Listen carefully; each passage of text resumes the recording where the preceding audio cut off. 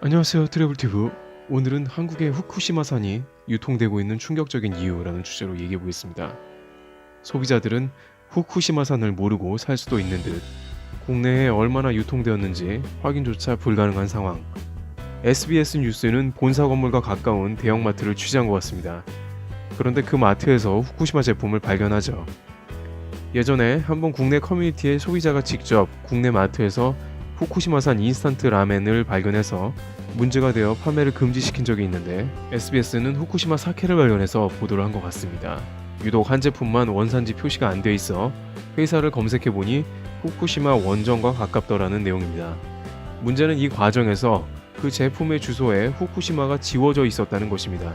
알 수가 없었다는 거죠. SBS 취재팀은 해당 제품의 일본 회사에 전화를 해봤다는데 결정적인 문제가 드디어 나옵니다.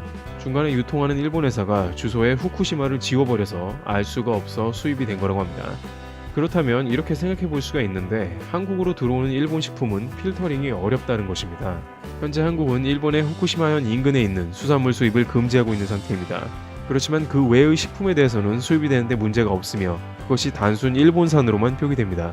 따라서 당장 후쿠시마산을 피하려면 기업들이 알아서 후쿠시마산을 제외하고 수입을 해줘야 합니다.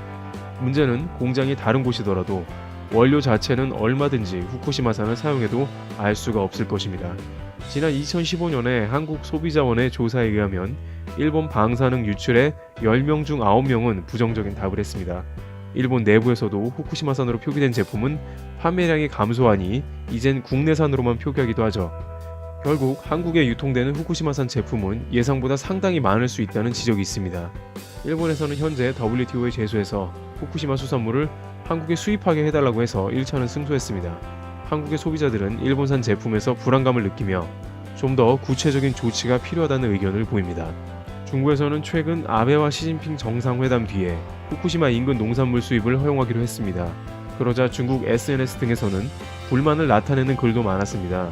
대만에서는 국민투표까지 하며 거부했죠. 과학적으로 얼마나 해로운지 정확하게는 증명이 어렵더라도 국민 정서상 대책이 필요해 보입니다. 잘못하면 후쿠시마 앞바다 수산물이 WTO의 판결에 따라 한국인의 밥상에 그대로 오를 수 있습니다.